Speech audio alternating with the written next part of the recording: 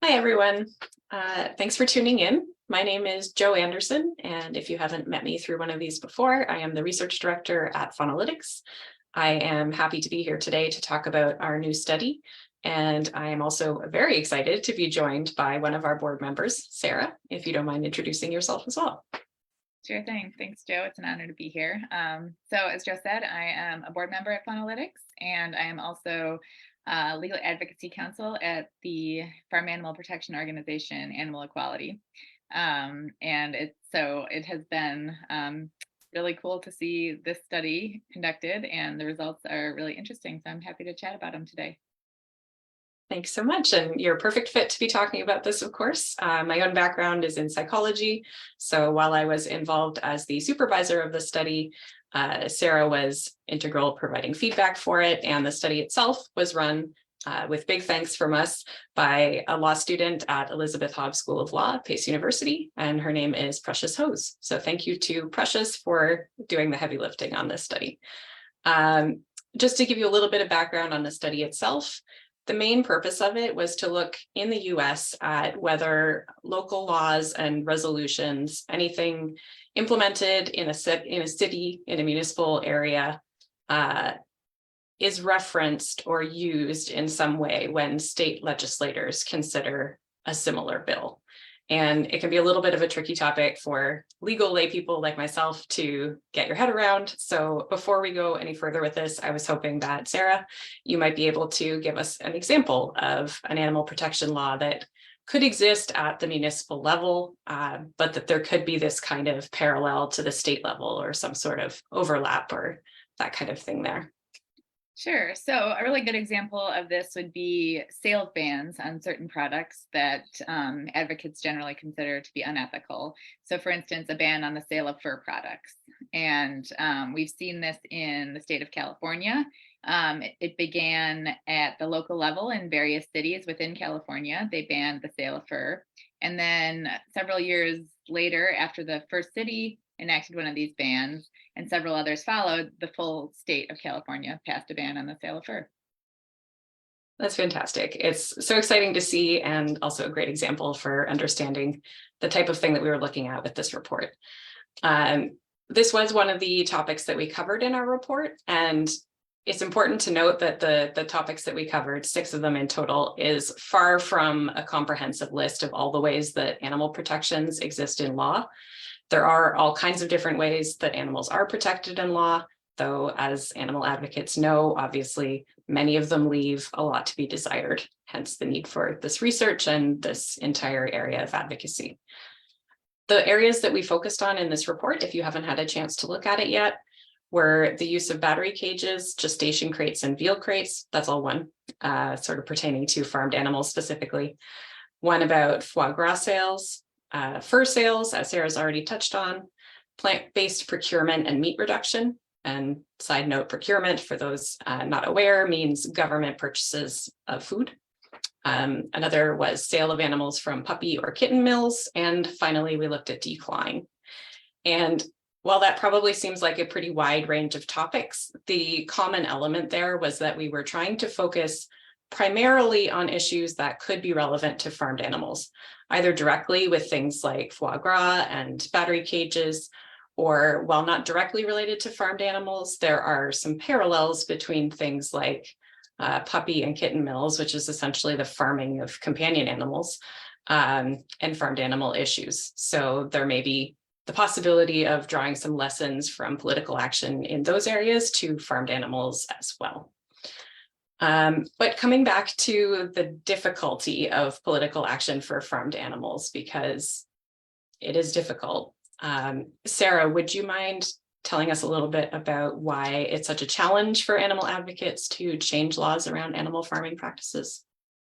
Sure, yeah. And anyone who works in the field of animal protection, especially on the legal advocacy side, regardless of what industry their focus is on, even if it is companion animals, which, tend to have a little bit more interest among lawmakers, that still is very difficult because, you have competing priorities, a lot of, human suffering. A lot of lawmakers have this idea that, oh, we can't possibly tackle animal suffering until we've alleviated all forms of human suffering. And I think that oversimplifies things. It treats these issues as a zero-sum game when they really aren't. There isn't, for the most part, a lot of jurisdictions do not have like a cap on the number of bills that get passed in any given year. Some do, but for the most part, it's just a matter of how many resources,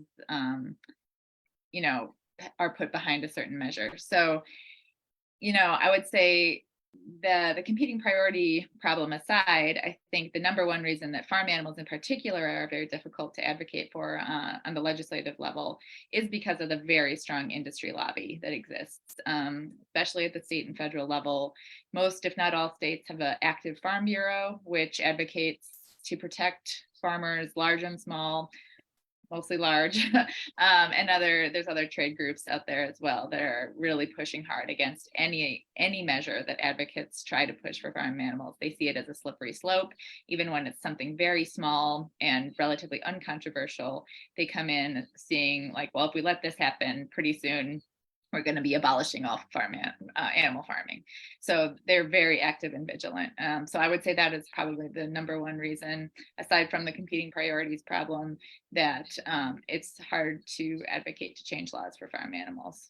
Another thing the study got into a little bit was that some states have laws preempting local ordinances, local laws from imposing higher standards for animals. Or other issues related to animals. And so that can pose a barrier as well. And then there's just the psychological reality that a lot of lawmakers and their constituents don't really like this. This issue makes them uncomfortable in general, because once you start thinking about farm animal welfare, it immediately brings up the question of whether we should be consuming them at all.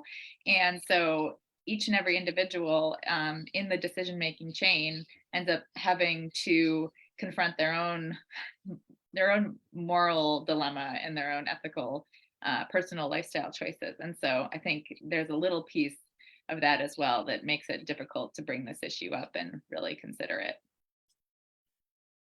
Yeah, those are some great points, and really show how multi-issue this kind of thing is, that there's legal reasons, there's lobbying reasons, there's psychological reasons that are all piling on to make things difficult for advocates. So coming back to the goal of this study in particular, you mentioned the issue of preemption, where states, if I understand it correctly, again, legal layperson, states can prohibit lower government bodies, cities, municipalities, from creating laws on a specific topic. And that, as you mentioned, it's quite common for that to happen in the area of animal husbandry or, animal farming. So part of what we were looking at with this study was whether, while local laws can directly affect fewer farmed animals than state or federal because of that issue, they can't make those kinds of laws in most cases. We were looking for evidence that they might still be able to get the ball rolling, specifically around those farmed animal topics we were talking about, but also the related ones of like declawing and puppy or kitten mills. And we did indeed find, as you'll know if you've looked at the report, evidence that local action seems to be able to influence change, both in other municipalities nearby, seemingly inspiring them to take similar action, in many cases, use their wording as a template for how they pass ordinances or resolutions. And also at the state level, there was evidence that municipal decisions or laws were cited at the state level during consideration of bills, which is what we were looking for. And it was really cool to see the evidence of that in the legislative history of those bills. So the way that this worked was Precious reviewed the documentation for state level bills to see what was included there. So in some cases, you can go in and look at the entire legislative history of a particular bill. She waded through all of that paperwork and looked at, for instance, during bill consideration, what kind of persuasive arguments were used to try and pass the animal protection law. So in the case of this local influence question, we were really looking for mention of specific municipalities that had passed similar laws or resolutions, or also just mentions of the number of municipalities that had passed them.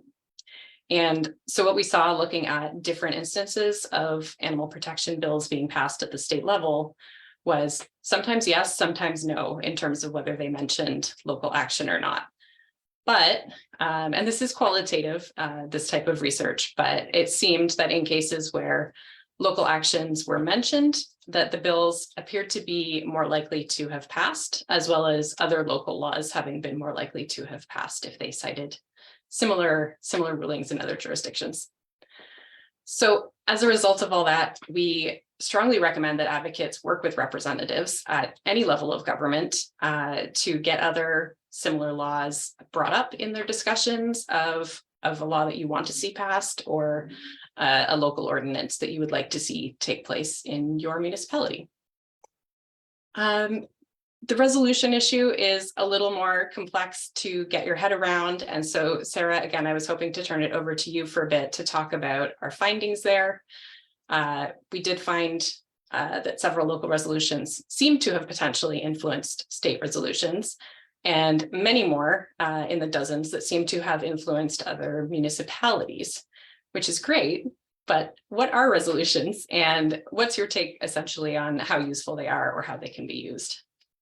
Yeah, happy to dive into that. Before I do want to make a note about, as someone who works in this space and does try to advocate for laws at the local and state level, it is very common, as you said, and as the study found, that lawmakers are a lot more comfortable entertaining the idea of passing a law when there is evidence that other municipalities or other jurisdictions, could be state, local, have done it. And part of that is, a lot of lawmakers, they don't want to be seen as extreme. They don't want to be seen as really too innovative, which in some ways is kind of unfortunate, but they feel like they have a little bit more security in introducing a law when others have done it before them. So the tricky part is getting that first lawmaker and that first legislature, whether local, state, federal,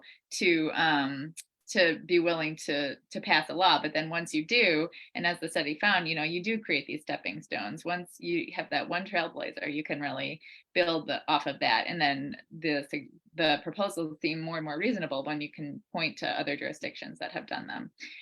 So back to the question of resolutions.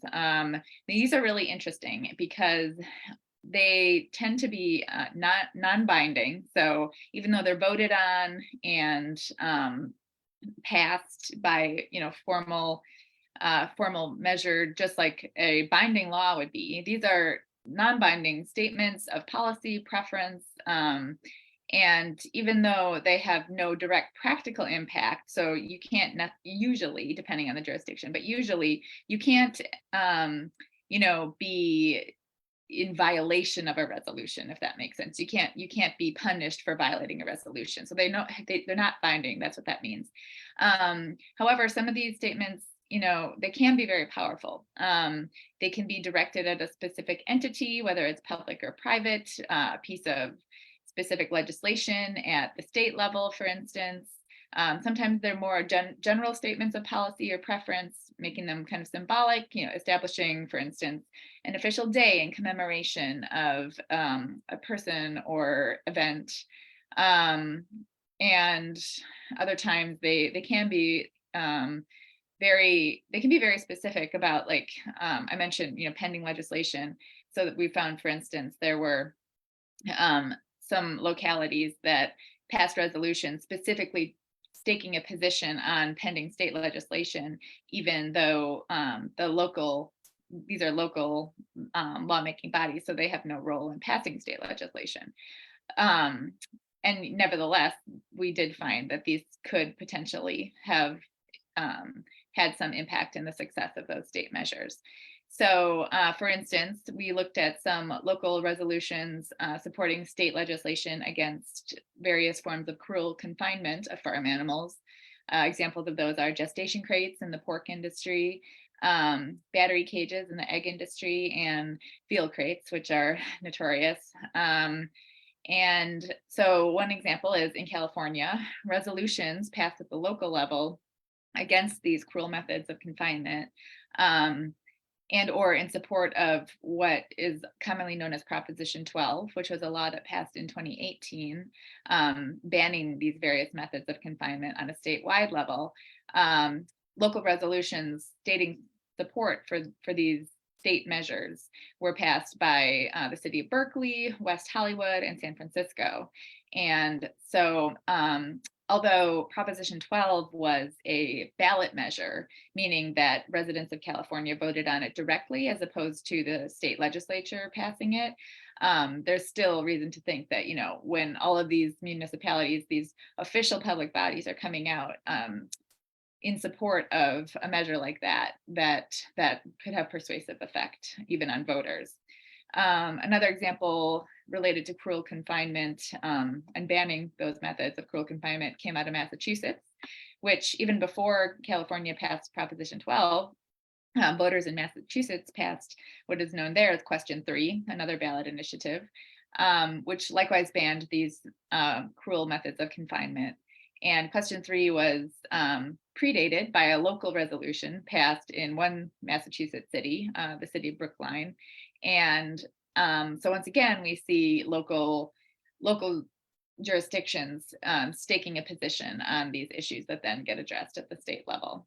So those are examples of local resolutions potentially influencing a state law.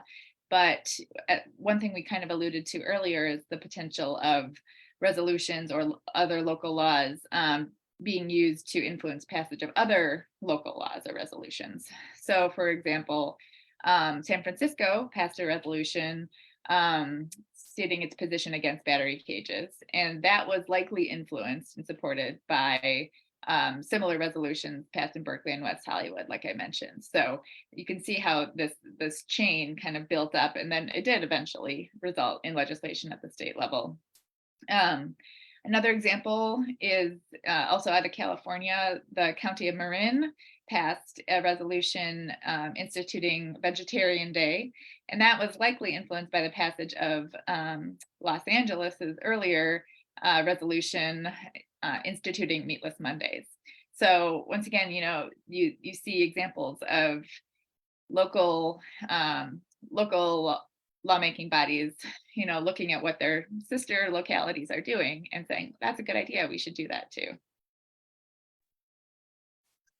Thanks, Sarah. Those are great examples. And again, it's just, I don't know, for me, my first time really diving into a lot of these issues in depth, it's inspiring to see change spreading like that. And that's the goal of this report, is to help advocates continue to make that change spread and build momentum and make bigger changes at state level and just among municipalities throughout the country. So before we open it up to questions at the end, I want to chat briefly a bit about our recommendations from the report. We had two sets, ones that are for your regular non-lawyer advocates like myself. So I will talk about those first, and then I'll turn it over to Sarah again to talk about the ones that are more for folks who have a legal background or are versed in legal advocacy. It was important to us that we have both of those because this isn't a case where you can only participate in this kind of action if you are a lawyer. And I think that that's something that there isn't enough awareness of amongst animal advocates. At least I wasn't nearly as aware of it before beginning this research. So a couple of recommendations for others who are new to this topic. First, one of the biggest things is not to be intimidated by the thought of talking to legislators, whether that is your local government councilors or state legislators. There's clear evidence that it's possible for people to participate in the process of creating strong animal protection laws in your community or your state. Sarah was the first one who told me that these legislators can be surprisingly receptive to talking to their constituents. Surprising in a way. On the other hand, they are meant to represent them, so it is a good thing. But to just bear that in mind and try it out, take those steps to talk to people, make the case that you want to make, and to support you in doing that. There's a downloadable PDF version of our report where you can find the full report as compared to just the key findings that are on our website. And at the very end of that, if you flip to the end, you'll find a set of tables that lay out the list of localities in terms of the laws or resolutions that they have, which you can then refer to with legislators in the way that Sarah was talking about. It can be very impactful to point out similar things at a lower level or just in another region nearby to help them not feel that they're being extreme by suggesting these types of measures. So we have kind of a list for you that you can use in order to talk to people with evidence of other communities having made similar changes to help you spread the impact. And second, just the note of cautious optimism that as you look into the issue that you're planning to pursue, first, learn what you can about it before starting, of course. That's always the case. But on top of that, to be patient, because one of the things that was evident in reviewing all of these different legislative processes and histories was a lot of things don't pass on the first try. I'm sure Sarah would be the first one to tell us that. But that in many cases, it seemed that repeated efforts along the same lines did pay off eventually. So while it can be frustrating if things don't go our way at first, just to keep trying, and the legal process in particular can be slow and occasionally frustrating, but there is evidence that continuing to try and persevere will pay off. So Sarah, I will just ask you if you could chat a bit about the recommendations for legal advocates.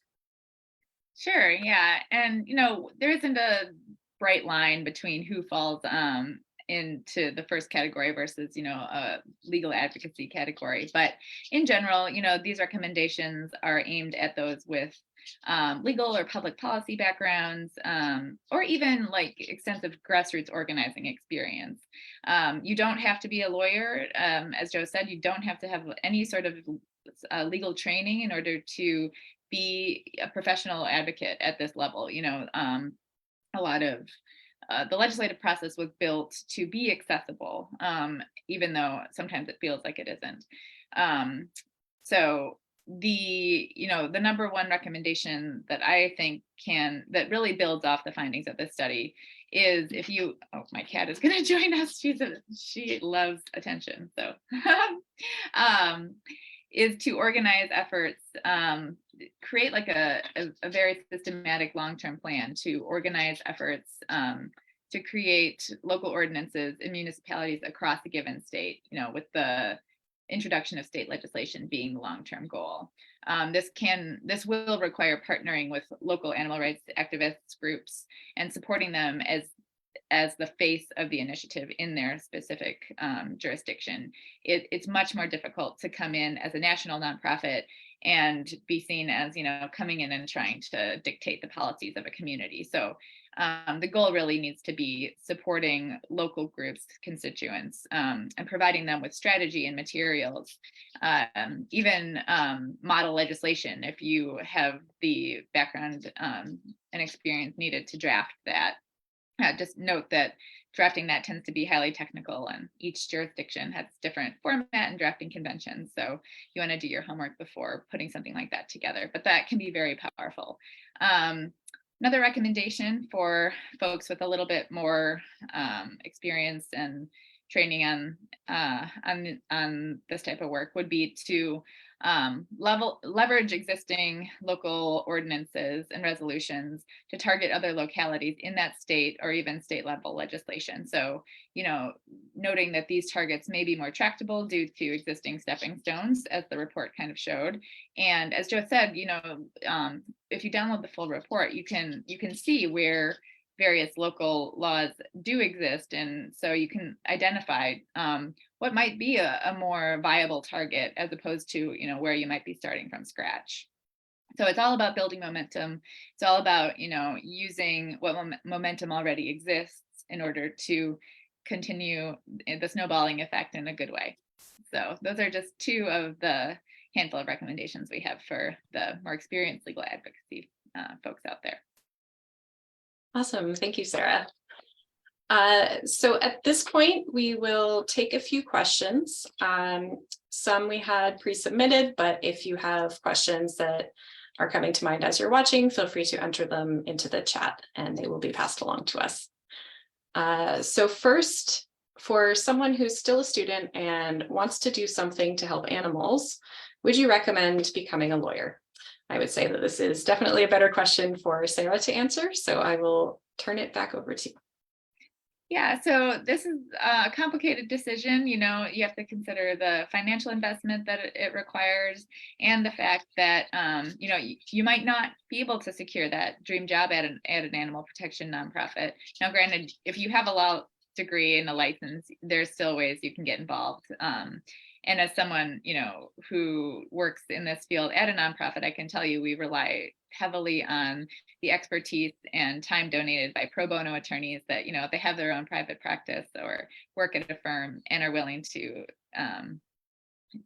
donate time to these efforts. So that being said, it kind of depends what type of legal advocacy you want to engage in. So if you want to bring lawsuits, if you want to be in court, then you do need a law degree for the most part to do that. But if you want to get involved in the legislative process and be involved in passing laws, then a law degree is not necessary. You know, the democratic process, when it's working as it's supposed to, is designed to, you know, take the input of lay people, of just general, you know, folks who live in a certain jurisdiction. Ideally, you know, you will be familiar with the legislative process and, you know, really be a subject matter expert, but that doesn't require any sort of formal legal training. So although it'll be a decision that's very, you know, up to each individual, I would say it's absolutely not necessary to become a lawyer to get involved in this work. Awesome. That's really interesting, actually, for me as well. Thank you. Second question. What do you think are the most promising areas or topics to focus on right now with local work?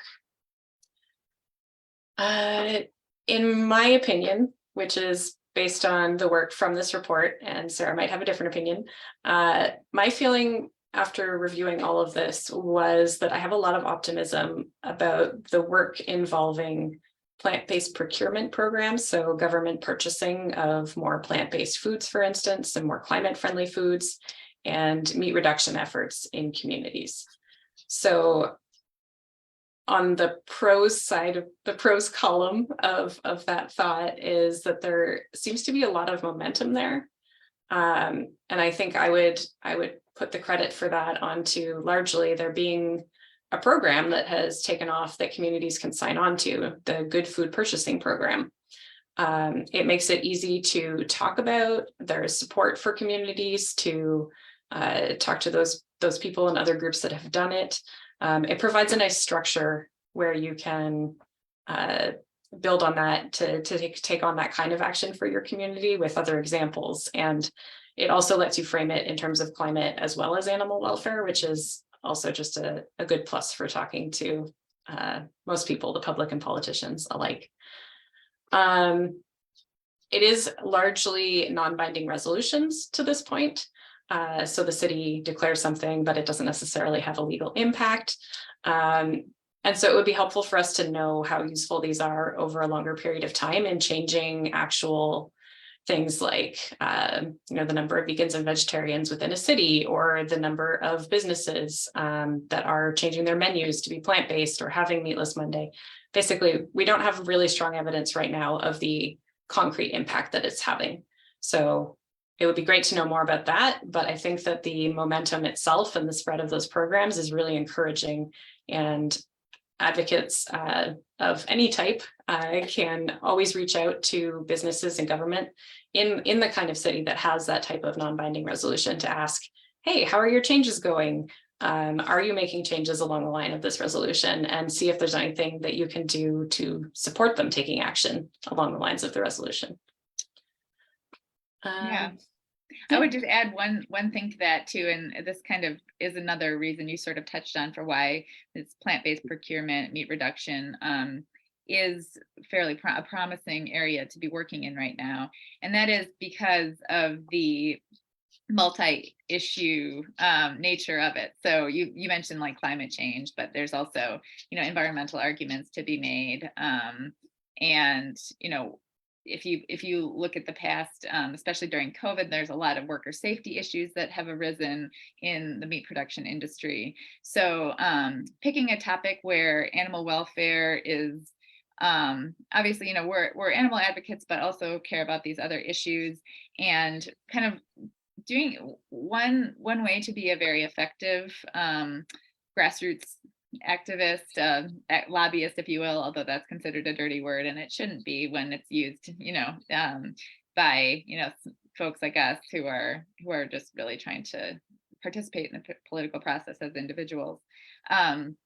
One thing that you want to do is do a little homework and find out, what issues does the lawmaker that you're talking to particularly care about? And then is there a way that, along with the animal welfare concerns, with the specific proposal that you're pushing, what other issues could this proposal support? And yeah, just individuating your talking points to that lawmaker to be as persuasive as possible. Fantastic advice, and especially as a psychologist myself, definitely believe in tailoring your message to the people that you're talking to, whether that's lawmakers or the general public. And those are all really great points for doing that. So I think we will wrap it up here as we're just past the half-hour mark. I just want to thank again, first of all, Precious Hose for leading this report for us. And of course, Sarah Hanneken for joining me today on this call. It was fantastic to be here and chat with you and with all of you out there. So thanks for tuning in. Thanks, everyone.